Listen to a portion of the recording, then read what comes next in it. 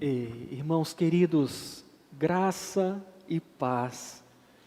Que alegria revê-los, que alegria em poder adorar a Deus novamente com vocês. Sou muito grato a Deus por esta igreja, pela vida do pastor Arildo, que gentilmente sempre me convida para estar aqui, compartilhando com vocês a palavra de Deus. Agradecer ao conselho pela rica e preciosa oportunidade, mais uma vez, de adorar a Deus juntamente com os irmãos. Nossa irmã Tereza, que não está com a gente, me fez o convite com a aquiescência do conselho. Um abraço para a nossa irmã Tereza também. Para aqueles que não me conhecem, eu sou o pastor Jô Carli, já estive aqui várias vezes, sou pastor da igreja presbiteriana em Taboazeiro, ali em Vitória. E quando eu recebi o convite, tá bom pastor, eu vou lá, vai ser um prazer, mas só tem um problema. Você podia vir aqui em Taboazeiro, então é sempre assim.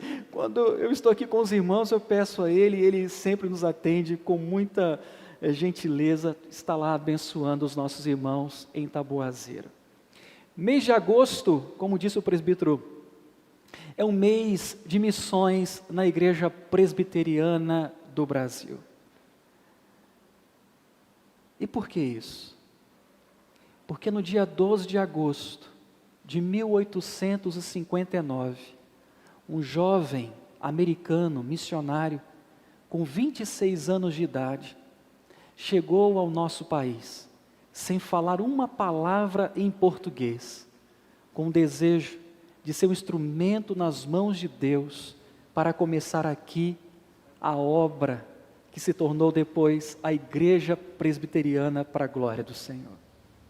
Quando Simonton chegou ao Brasil, ele começou evangelizando os tripulantes, os navios, os marinheiros que ficavam no porto no Rio de Janeiro. Não demorou muito para que uma igreja fosse formada, um seminário fosse formado, primeiro presbitério, primeiro jornal evangélico do nosso país sendo formado.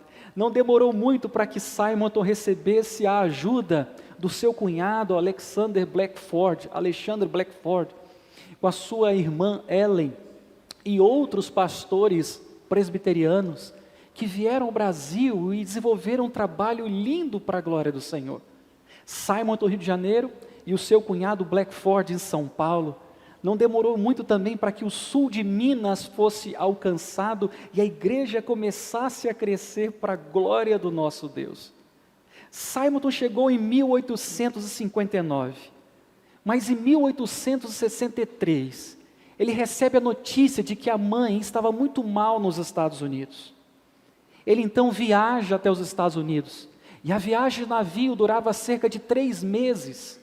Quando ele chega aos Estados Unidos, a mãe tinha sido sepultada. Simonton fica pelo menos mais 1 ano e meio nos Estados Unidos, fazendo parcerias.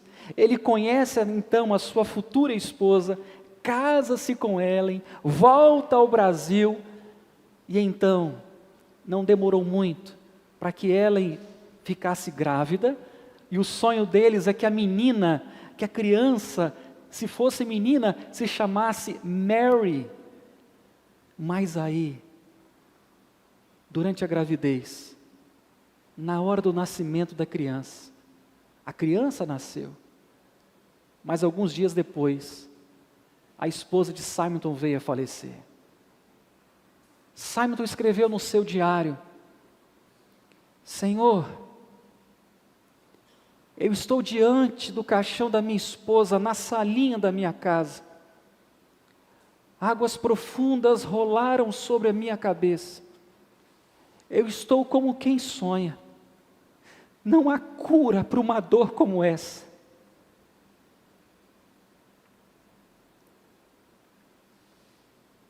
A vontade dele é que a menina se chamasse Mary Cole. Mas diante da morte da esposa, ele resolveu colocar o nome da filha de Ellen.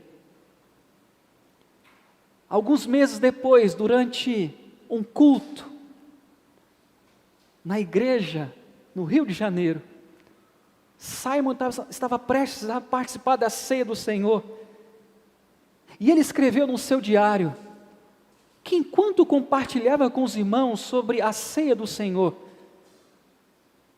o Espírito Santo começa a falar ao seu coração. E então ele escreveu dizendo que há cura sim para dor como essa. O céu é o lugar daqueles que creem no Senhor Jesus. E ele escreveu: aqueles que me são mais preciosos estão no céu. A minha mãe está lá, o meu pai está lá, a minha irmã está lá, a minha esposa está lá, e o meu Senhor Jesus está lá. O céu é o lar dos que creem, é o meu lar, é a minha casa. Ele chega no dia 12 de agosto de 1859 e falece no dia 9 de dezembro de 1867, 8 anos depois.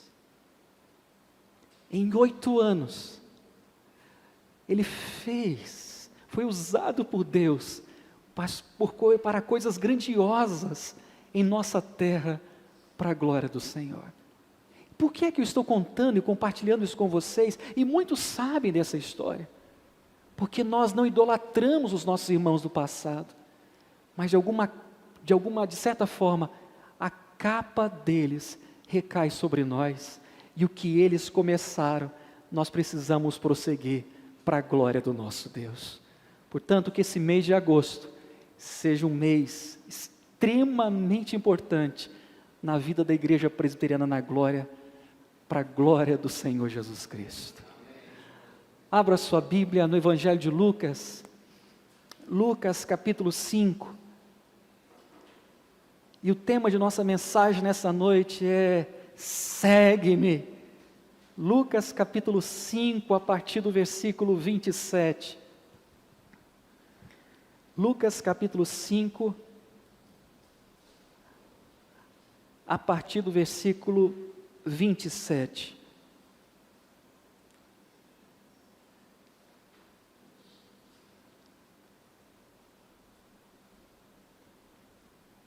Mesmo assentados, nós vamos ler a palavra de Deus, irmãos. Lucas capítulo 5, a partir do versículo 27, assim nos diz a palavra do Senhor. Passadas estas coisas, saindo, viu um publicano chamado Levi, assentado na coletoria, e disse-lhe: segue-me. Ele se levantou e, deixando tudo, o seguiu. Então lhe ofereceu Levi um grande banquete em sua casa, e numerosos publicanos e outros estavam com eles à mesa. Os fariseus e seus escribas murmuravam contra os discípulos de Jesus, perguntando: por que comeis e bebeis com os publicanos e pecadores? Respondeu-lhes Jesus: os sãos não precisam de médico, e sim os doentes. Você pode ler comigo o versículo 32? Não vim chamar justos. Novamente, não vim chamar justos, e sim. Aleluia, que o Senhor aplique essa palavra ao nosso coração nessa noite, essa palavra que é linda, que é viva, que é inspirada e que sempre fala ao nosso coração. Irmãos amados, para mim, como pastor, não existe nada mais lindo na igreja do que contemplar uma pessoa que foi transformada pelo Senhor Jesus. Não tem nada mais lindo do que conhecer uma família que foi impactada pelo Evangelho e agora tudo se fez novo naquela casa. Como é bom saber que quando Jesus entra em nossa vida, há uma mudança, tudo se faz novo para a glória dele. Eu me lembro que recentemente, visitando um irmão de nossa igreja, ele é um irmão idoso, já não pode ir à nossa igreja, e eu pedi ele para me contar como se deu a conversão dele. E ele disse: pastor, eu nasci praticamente na igreja, mas depois do meu casamento eu passei muitos anos longe da igreja. muitos anos. Eu imaginei que jamais voltaria para a igreja. Mas um final de semana, minha esposa e minhas filhas permaneceram na igreja. Houve um trabalho da igreja, uma conferência. E aí, elas me convidaram, eu fui levá-las. Cheguei lá, confesso, pastor, não gostei do louvor, aquele barulho, aquela música alta, não entendi nada, não gostei, só fiz criticar. No outro dia, era domingo, minha esposa disse, eu vou chamar um irmão da igreja, vou pedir uma carona para nos levar até a conferência. E eu disse para ela, não, eu vou levar vocês. Mas você vai? Vou. Você não criticou o trabalho? Eu critiquei, mas eu vou assim mesmo. E ele me disse, pastor, e eu estava no primeiro banco com a minha esposa e as minhas filhas. Quando eles começaram a cantar aquela música em espírito, em verdade, eu não aguentei, pastor. E o refrão dizia, para te adorar, Senhor Jesus, foi que eu nasci, meu prazer é viver, é estar na casa do Senhor. Pastor, tudo em mim começou a tremer, eu comecei a chorar. Quando eu abri os olhos, eu estava prostrado, ajoelhado, dizendo, meu Deus, me perdoa, Senhor, me perdoa. Quanto tempo longe da casa do Senhor. Daquele dia em diante, eu nunca mais deixei de ir à igreja. Que coisa boa é saber quando Deus transforma uma vida, transforma um coração. Recentemente, fazendo discipulado com um senhor da igreja, um senhor idoso, que começou a frequentar a igreja, e aí fazendo discipulado com ele disse, pastor, a única coisa que eu me arrependo é de não ter vindo para a igreja antes. O quanto eu estou aprendendo, como eu estou aprendendo, como eu estou aprendendo que o errado da história sou eu e não os meus filhos, não a minha casa, não a minha família. Como é bom ver o Evangelho transformando a vida das pessoas. Quem sabe isso aconteceu com você? Quem sabe você era o tipo de pessoa que os outros olhavam e diziam assim, o dia que ele entrar na igreja, o teto desaba sobre a cabeça dele, porque ele é terrível. E Deus veio, o Senhor Jesus veio, mudou o seu coração, transformou a sua vida, e você jamais foi a mesma pessoa. Glória a Deus por isso. O texto que nós acabamos de ler, nos apresenta um homem que foi transformado por Deus, pelo Senhor Jesus. Um homem que nunca mais foi o mesmo.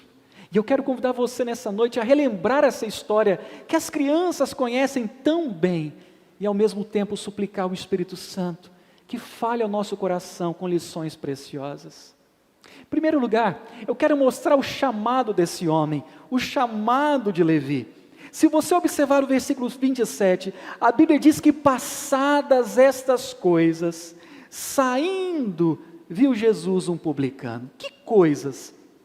Se você observar os versículos anteriores, você vai perceber que Jesus estava numa casa, pregando o Evangelho. A casa estava tão cheia, que alguns homens vieram trazendo um paralítico numa maca, e não puderam entrar na casa. Você conhece a história? Eles então subiram até o eirado, e desceram o paralítico pelo teto. Jesus perdoou os pecados daquele homem, curou o paralítico e, para surpresa de todos, agora ele volta para casa carregando a maca em seus braços. Depois disso, Jesus então vai até a margem do mar da Galileia, e ali estava trabalhando um homem chamado Levi. Ele trabalhava ali na coletoria, cobrando impostos. Jesus estava ensinando, pregando o Evangelho, havia muita gente ali, e eu tenho certeza de que Levi ouviu cada palavra atentamente do Senhor Jesus. E por quê? Ele não podia frequentar a sinagoga, ele era um cobrador de impostos. Mas quem era esse Levi? Em primeiro lugar, ou a primeira lição que precisamos aprender, é que Levi, ele era um judeu. Quando você lê o Evangelho de Mateus, no capítulo 10, lá está escrito que o pai dele se chamava Alfeu. Isso significa que ele era judeu, e ele recebeu o nome de Levi, certamente em homenagem a uma das 12 tribos de Israel, a tribo de Levi. Ele era um judeu, ele conhecia a lei, ele conhecia a tradição dos judeus, e ele estava ali trabalhando numa coletoria de impostos. Nós o chamamos de Levi, mas ele é mais conhecido na Bíblia como Mateus, o seu nome grego. Aliás, a partir desse momento, ele não é mais chamado de Levi. Todas as vezes que ele é mencionado, agora nos evangelhos, ele é chamado de Mateus. E Mateus significa dom de Deus, presente de Deus. E o que ele vai receber daqui a pouco é o maior presente que existe, o presente da vida eterna. Mas Levi não era apenas um judeu, ele era também um cobrador de impostos ou publicano. Nós não sabemos se ele era corrupto, mas só o fato de trabalhar para os romanos, para o rei Herodes, já manchava a reputação de Levi. Os judeus detestavam os publicanos. Talvez você não saiba, mas há um livro escrito pelos judeus, pelos rabinos, um livro de tradições dos judeus, chamado Talmud. E nesse livro está escrito o seguinte: quando se tratar de cobrador de impostos, você pode mentir para eles, e você pode enganá-los, você pode sonegar impostos, porque não é pecado. Para os irmãos entenderem a rivalidade que havia entre os judeus e os cobradores de impostos. Ou seja, se for necessário, sonegue imposto, minta para os publicanos, minta para os cobradores de impostos, não é pecado diante de Deus. Uma outra informação: os publicanos, os cobradores de impostos, não podiam servir de testemunha no tribunal, porque eles não eram confiáveis. E mais, terceiro lugar, eles não podiam frequentar a sinagoga, eles não podiam frequentar o templo. Portanto, quando você se depara com a história de Levi, você precisa levar isso em consideração. Ele era uma das pessoas mais odiadas de sua época, ele era o pior tipo de pecador para todo judeu, mas ainda assim Jesus olhou para ele e disse: segue-me. Versículo 27 nos diz que ele estava sentado, trabalhando, e Jesus simplesmente disse: segue-me. E o verso 28 nos diz que ele se levantou, deixou tudo e começou a seguir a Jesus. Ele deixou de lado o seu trabalho, deixou de lado os lucros do seu trabalho, deixou de lado tudo aquilo que ele havia comprado, conquistado, para seguir a Jesus. Sabe por que ele era odiado? Porque nessa época os romanos faziam uma espécie de licitação para cobrar impostos. Qualquer pessoa podia se tornar um cobrador de impostos, mas aquele que pagasse mais era autorizado pelos romanos. Mas o problema era o seguinte: se os romanos dissessem, vocês podem cobrar 5% de imposto, é o que nós queremos, os cobradores iam lá, os publicanos, e cobravam 15%, 20%, 25% de imposto. Eles eram desprezados, eles eram odiados, mas Jesus olhou para ele e simplesmente disse: segue-me. Ele deixa tudo, deixa a sua fonte de lucro, deixa a sua posição, deixa o seu trabalho, se levanta e começa a seguir o Senhor Jesus Cristo. Mas ele deixou também de ser um pária, um homem desprezado da sociedade, para se tornar um discípulo de Jesus. Ele perdeu todos os seus bens, mas ganhou a vida eterna. Ele não podia frequentar a sinagoga, mas Jesus o chamou para se tornar um discípulo. E como nós sabemos, foi esse homem, chamado Levi, que escreveu um dos 4 evangelhos, o evangelho que leva o seu nome, o evangelho de Mateus. Que dia foi aquele para Levi? Eu tenho certeza certeza de que ele nunca se esqueceu do dia que Jesus disse para ele: segue-me. Mas eu quero mostrar a você que Levi também, ele tinha amigos. Versículo 29 nos diz que ele vai oferecer um banquete, um jantar na sua casa para os seus amigos. Por que ele está fazendo isso? Porque quando você tem uma notícia boa, quando você está feliz, você quer compartilhar com os outros um pouco da sua felicidade. E Levi, então, ele vai organizar um banquete na sua casa. E ele convida Jesus, convida os discípulos. E o versículo 29 vai nos dizer que ele convidou também uma grande ou uma numerosa quantidade de publicanos. Todos os seus amigos estavam lá. Todas as pessoas sentadas em sua casa. Afinal de contas, ele era um homem rico, ele era um cobrador de impostos. E por que ele fez isso? Porque ele queria que todos recebessem aquilo que ele recebeu, a vida eterna. Houve um homem de Deus, um pastor britânico, chamado John Charles Ryle, que disse o seguinte: um convertido, ele não quer ir para o céu sozinho. Um convertido não quer ir para o céu sozinho. E exatamente isso que Levi está fazendo. Ele reúne a maior quantidade de pessoas. Ele quer todos em sua casa. Ele quer que todos conheçam, ouçam sobre as boas novas de salvação. Ele quer que Jesus compartilhe com eles o que ele experimentou. Não deveríamos fazer o mesmo, irmãos? Não deveríamos fazer o mesmo? Quando foi a última vez que você abriu a sua casa para que um culto da IPB da Glória fosse realizado no seu lar?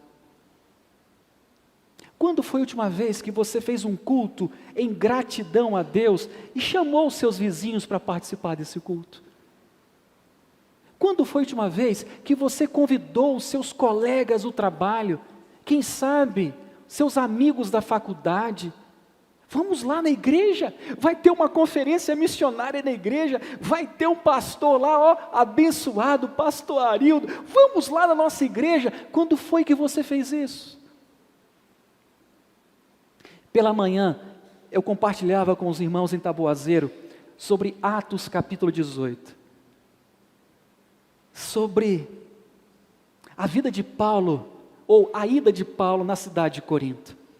O que me impressiona é que quando Paulo chega à cidade de Corinto, quando você lê 1 Coríntios 2, 3, lá está escrito assim: Paulo escreveu para eles: meus irmãos, vocês sabem que quando eu cheguei à cidade de Corinto, eu estava fraco, eu estava cansado, eu estava com medo.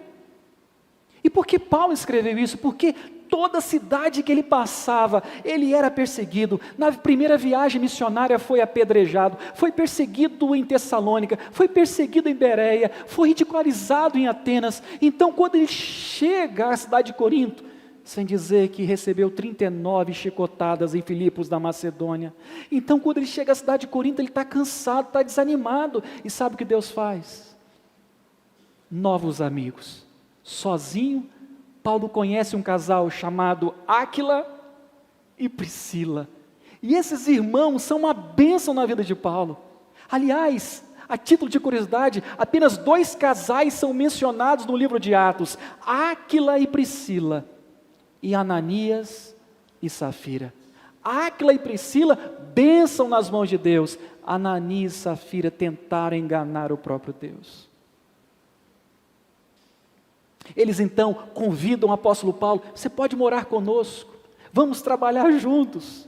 Quando Paulo viaja para a cidade de Éfeso, Paulo leva esse casal com ele, e lá em Éfeso, sabe o que eles fazem? Eles abrem uma igreja na casa deles, Áquila e Priscila. Depois eles voltam para Roma, e quando chega à cidade de Roma, eles abrem uma igreja na casa deles. Por isso que Paulo, quando escreve aos Romanos, ele diz: olha, eu quero saudar os meus irmãos Áquila e Priscila, e a igreja que está na casa deles, porque eles entregaram a própria vida pelo Evangelho, arriscaram a própria vida pelo meu nome e pelo Evangelho. Quando foi a última vez que você fez isso? Quando foi a última vez que você realizou um culto em gratidão a Deus na sua casa? Quando foi a última vez que você chamou os seus amigos, venham agradecer comigo? Quando foi a última vez que você fez isso? Irmãos, evangelismo é contar aos outros o que Jesus fez por nós. Alguém já disse que evangelizar é um mendigo contando a outro mendigo onde encontrar pão. Quando se trata de compartilhar o Evangelho, nós não podemos ficar em silêncio. Levi não perdeu a oportunidade. É hoje, é o jantar na minha casa. Vamos lá, eu quero que vocês recebam o que eu recebi. Mas o que me impressiona é que ele nunca esqueceu quem era, de onde ele veio e o que ele fazia. Eu disse a vocês que ele escreveu um dos 4 evangelhos, o Evangelho de Mateus. Mas você sabe quantas vezes aparece o nome Mateus no Evangelho de Mateus? 2 vezes. No capítulo 9, que é a mesma história que encontramos aqui, a história paralela, e no capítulo 10, onde você vai encontrar o relato dos 12 apóstolos. Quem eram os 12 apóstolos? E é interessante que daquele relato dos 12 apóstolos, apenas um dos apóstolos, você vai encontrar entre vírgulas o que ele fazia antes de se tornar um apóstolo, antes de ser chamado discípulo do Senhor Jesus. Mateus poderia ter escrito sobre Judas, e não foi Judas. Judas, um dos apóstolos, aquele que traiu a Jesus por 30 moedas de prata, ele não o fez. Ele podia ter escrito sobre Pedro, aquele que negou o Senhor Jesus, disse que jamais o negaria, que estava prestes a morrer por Cristo, mas negou a Jesus, ele não fez.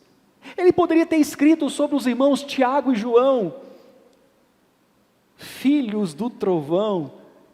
A Bíblia diz que em certa ocasião, Jesus passava por Samaria, enviou os discípulos à frente, Tiago e João, e os samaritanos não quiseram hospedar Jesus e os discípulos.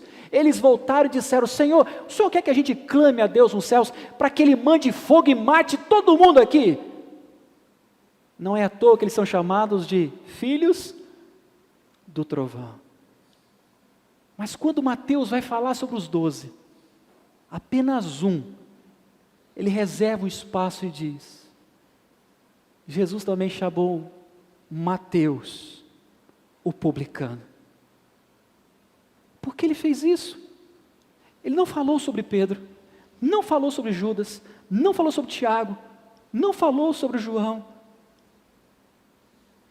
mas ele falou sobre ele mesmo, Mateus, o publicano.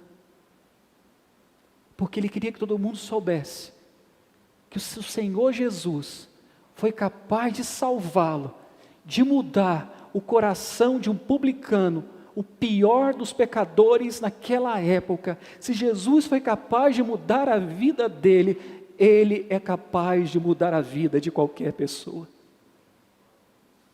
Era como se ele estivesse dizendo: eu fiz questão de colocar Mateus, o publicano, para que você saiba que um dia eu era um pecador, publicano, não merecia absolutamente nada, o pior dos pecadores da minha época, mas Jesus veio e mudou a minha vida.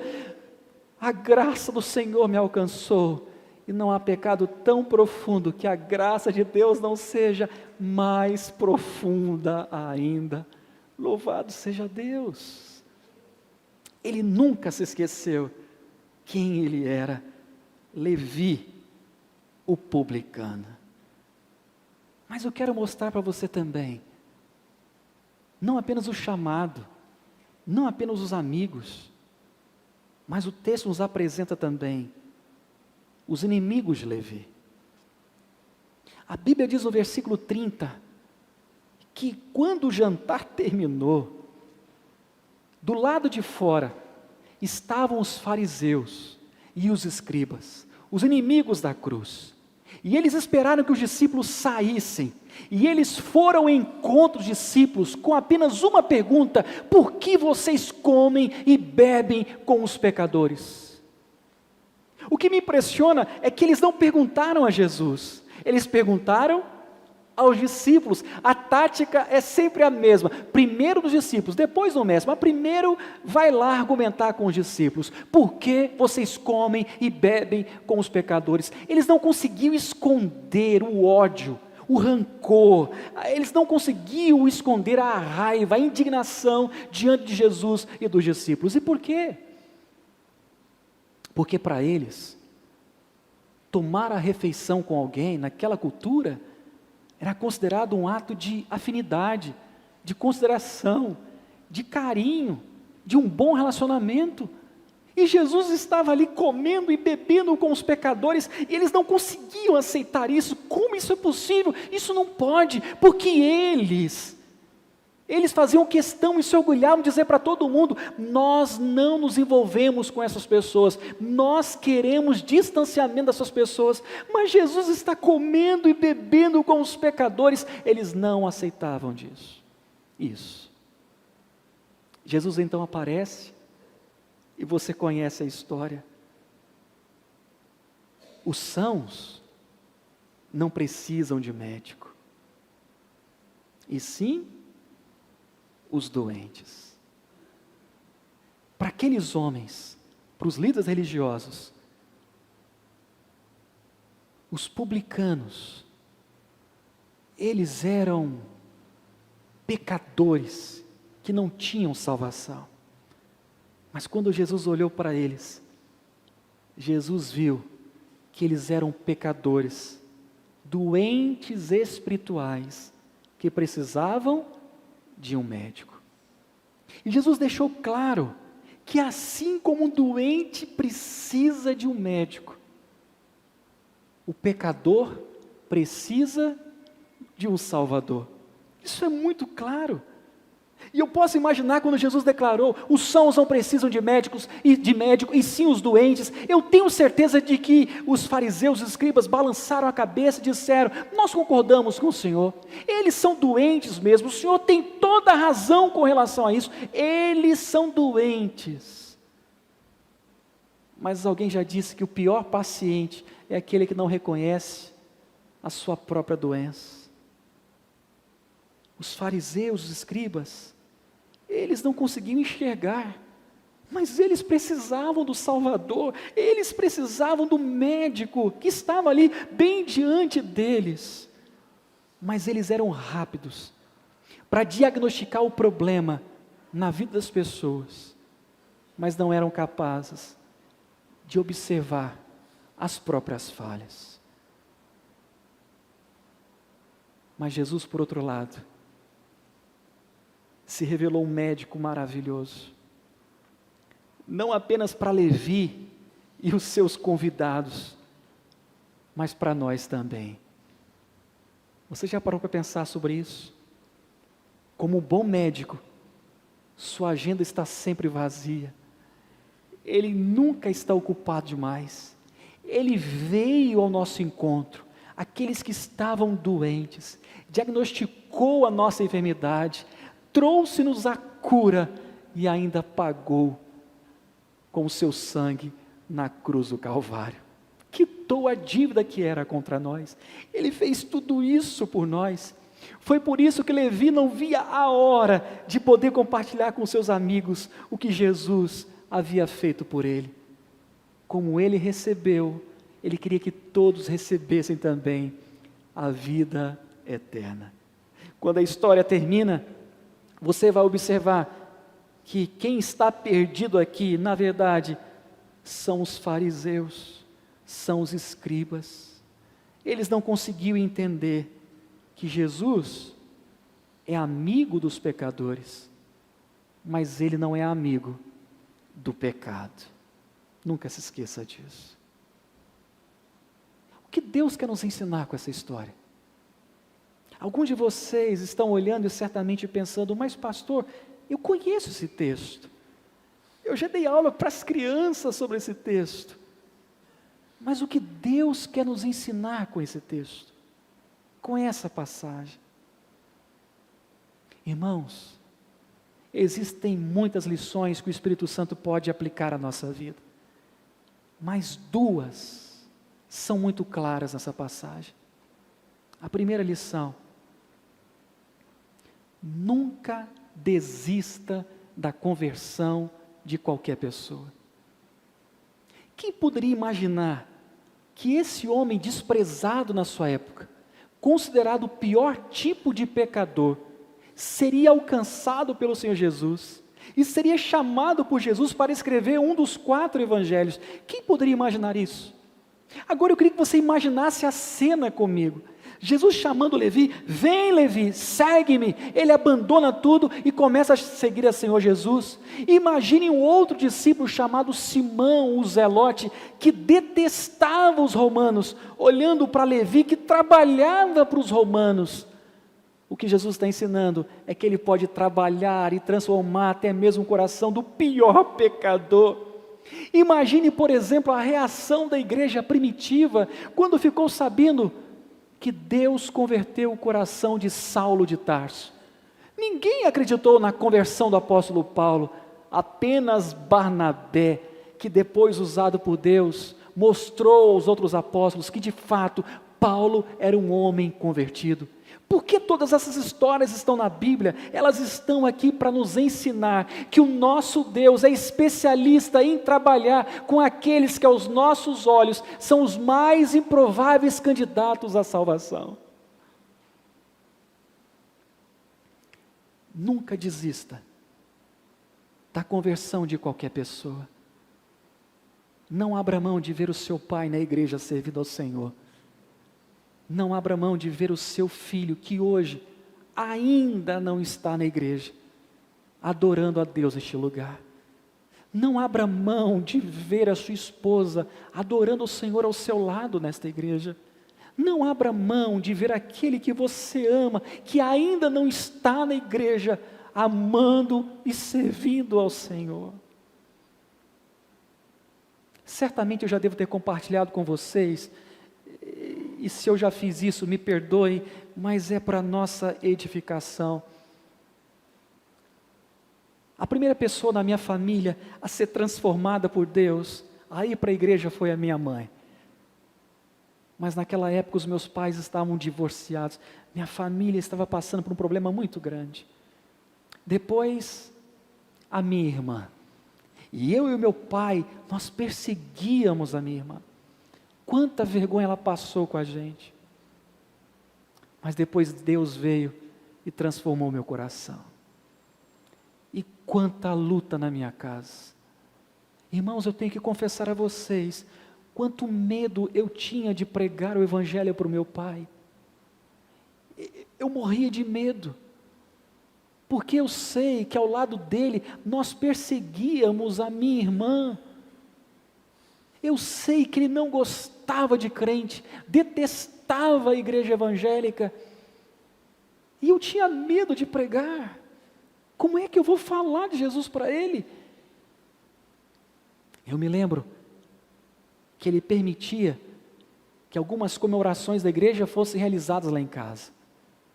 Os jovens se reuniam, a mocidade, meu pai chegava, nem cumprimentava as pessoas, ia direto para os aposentos dele. Isso não aconteceu nenhuma nem duas vezes, várias vezes. Mas um dia, Deus transforma o coração do meu pai. Glória a Deus por isso. E ele começa a frequentar a igreja. E Deus também trata o coração da minha mãe. E agora eles vão juntos para a igreja. Olha que Deus lindo. Olha que coisa maravilhosa. Olha como tudo que Deus faz é perfeito. Então um dia, minha irmã já estava casada. Meu cunhado pergunta para o meu pai, eu sentado ao lado dele: seu João Carli, como é que foi a sua conversão? Como é que Deus falou com o senhor? E eu também curioso, eu quero ouvir. Ele bate na minha perna e disse para o meu cunhado: por causa dele. Por minha causa? Mas eu pensei, eu tinha medo de falar de Jesus para ele. Ele disse assim: eu comecei a perceber que o meu filho mudou. Eu comecei a perceber que os jovens da igreja vinham para cá, se reuniam, não tinha bagunça, não tinha bebida, não tinha palavrão, não tinha música, nada de errado. E no final, eles organizavam tudo e voltavam para casa. E ele disse assim: eu comecei a perceber que o errado da história não eram eles, eu era o errado da história.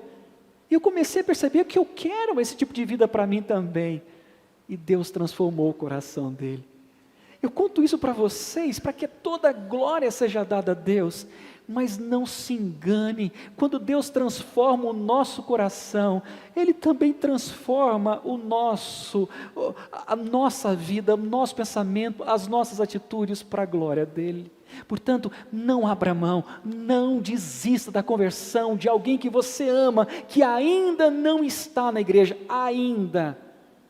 E talvez eu esteja falando para algum pai, que há anos tem suplicado a Deus por um filho, que é um bom filho, uma boa filha, mas que está afastada da igreja, está afastado do evangelho. Faça como o pai na parábola do filho pródigo. Continue esperando. Vai preparando também o novilho cevado, porque quando esse menino voltar, haverá festa na sua casa para a glória de Deus, porque Deus sabe quem eles são, Deus conhece cada um deles, Deus sabe o que eles estão fazendo agora, e a semente plantada ali há de germinar, há de crescer, e o Senhor há de se manifestar salvadoramente na vida deles, e quando eles voltarem, haverá alegria na sua casa para a glória de Deus. Não desista da conversão de qualquer pessoa. Segunda lição para mim que é muito clara nesse texto.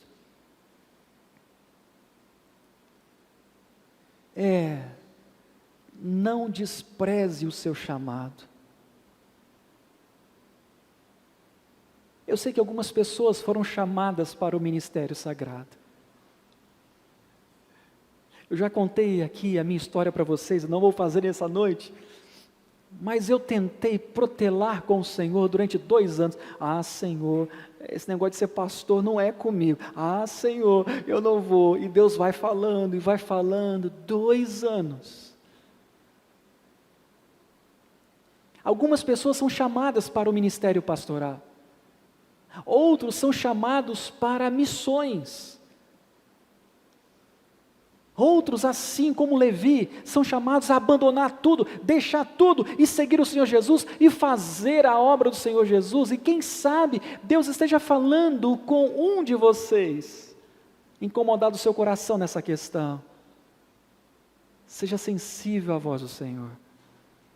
Mas eu preciso adiantar, se você abre a Bíblia e Deus fala com você, te chamando para o ministério, se você ora, Deus fala com você, te chamando para o ministério, se você canta e Deus fala com você, te chamando para o ministério, se os irmãos da igreja confirmam que você foi alguém chamado para o ministério, então não perca mais tempo, vá e deixe que Deus supre cada uma de suas necessidades. Não despreze o seu chamado, mas nem todos foram chamados para isso. Mas todos nós fomos chamados ao arrependimento. Você se lembra do último versículo? Eu não vim chamar justos, mas pecadores ao arrependimento. Esse é o nosso chamado. Você sabe o que é arrependimento? Arrependimento é mais do que remorso. Arrependimento é algo que acontece em nosso coração, em nossa mente, e que tem que se demonstrar em atitude. Arrependimento é como alguém que está numa estrada e já caminhou tanto tempo de maneira errada, que para e diz: chega, eu já fui longe demais, é hora de voltar. Isso é conversão, isso é arrependimento, é voltar para o caminho certo. E foi para isso que eu e você fomos chamados. O Senhor nos chamou ao arrependimento. O arrependimento tem que marcar a nossa vida. Esse é um mês precioso, irmãos. É um mês onde nós vamos falar sobre missões. É um mês onde nós vamos relembrar dos nossos missionários. É um mês onde nós seremos encorajados na obra missionária. Mas nós não podemos esquecer do nosso primeiro chamado. E o primeiro chamado é um chamado ao arrependimento. Então eu pergunto a você, quando foi a última vez que você chorou confessando a Deus os seus pecados? Quando foi a última vez que você chorou na presença de Deus? Quando foi a última vez que você disse, Deus, eu não aguento mais essa vida sem sal, insossa, essa acomodação espiritual?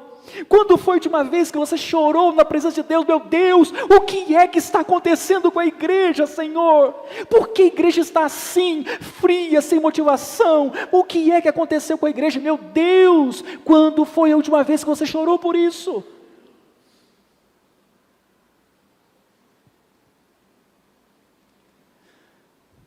Quando foi a última vez que a semelhança a um outro publicano em Lucas capítulo 18, você bateu no peito e disse, Senhor, sê propício a mim pecador, sê propício a mim pecador, tenha pena da minha vida porque eu sou pecador, Senhor eu sou pecador, Senhor eu sou pecador. O arrependimento tem que ser a marca da nossa vida. Você foi chamado para isso.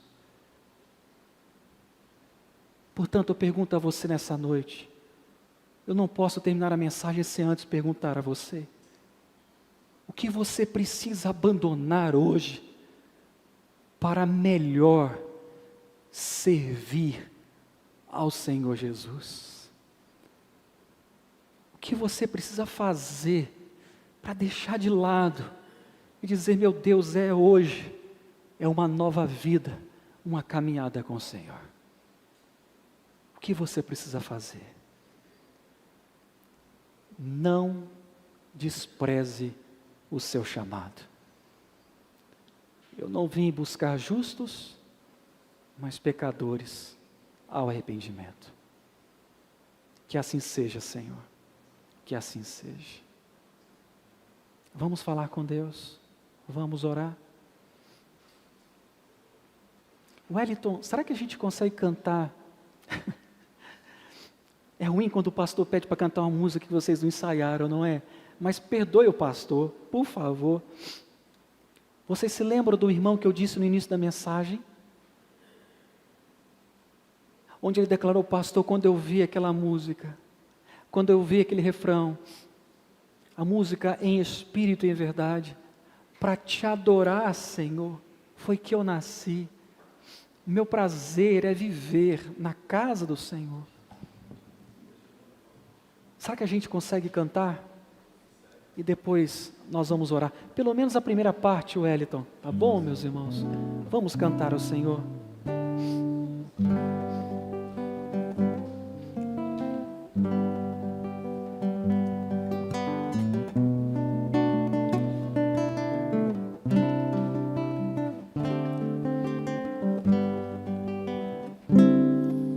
Em espírito, em verdade, te adoramos, te adoramos. Em espírito, em verdade, oramos, te adoramos. Rei dos reis e Senhor, te entregamos nosso viver. Rei dos reis e Senhor, te entregamos nosso viver para te adorar.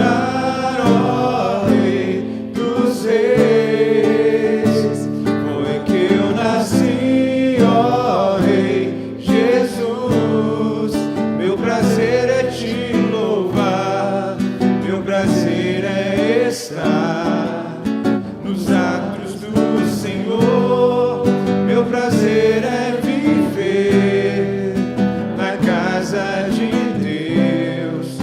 onde flui o amor.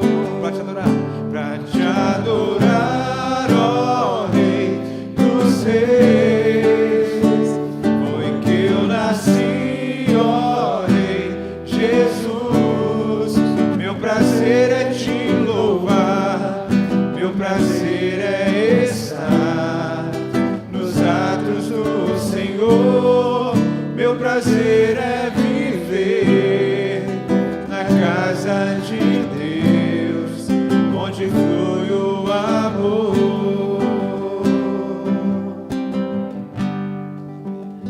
Amém. Eu me lembro que em certa ocasião, estava viajando com a minha família, nós fomos até a Bahia, e na volta, eu acho que isso só acontece lá em casa, gente. A minha esposa disse assim durante a viagem: eu acho que a gente está perdido. Não, eu sei o que eu estou fazendo. Você não acha que a gente deveria pedir informação? Não, eu sei, nós estamos no caminho certo, eu sei. Para agora, nós estamos perdidos. Eu parei no posto de gasolina e perguntei ao frentista: esse caminho que vai para a Vitória, para o Espírito Santo, você está errado, você está indo para outro lado da Bahia, você tem que voltar.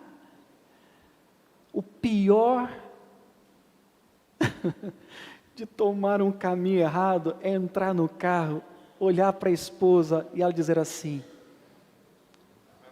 eu te falei. Mas graças ao bom Deus, que coloca um cônjuge abençoado ao nosso lado, que coloca alguém abençoado em nossa vida, para dizer: você já foi longe demais, é hora de voltar. Eu quero orar por você nesse momento. Enquanto eu vinha para cá, eu ficava pensando e orando: Senhor, essa palavra é para mim, não é para a igreja da glória, é para mim.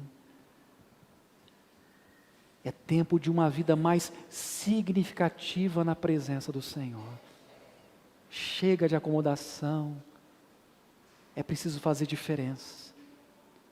Se você entendeu a mensagem, e se você, assim como eu, gostaria nessa noite de uma nova caminhada com o Senhor, fazendo diferença na obra do Senhor, eu quero convidar você a colocar-se em pé e nós vamos orar.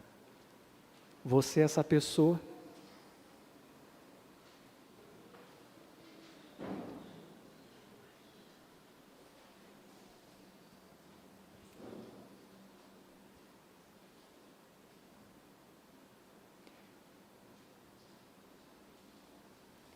Deus querido, nós te agradecemos nessa noite, pela Tua palavra que é viva, Tua palavra que é eficaz.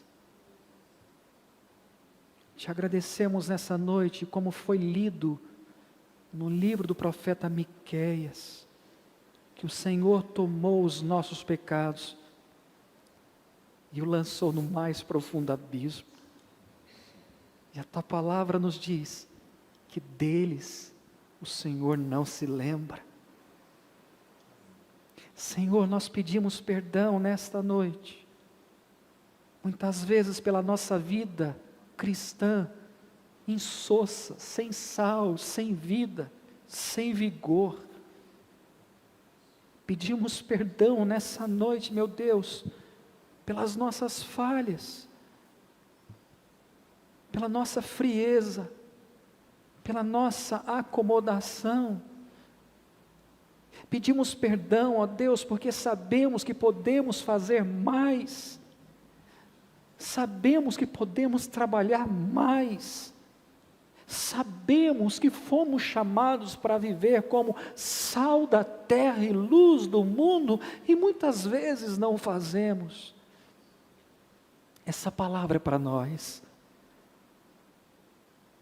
Aquilo que o Senhor disse a Levi permanece, ecoa até os nossos dias: siga-me, é tudo ou nada.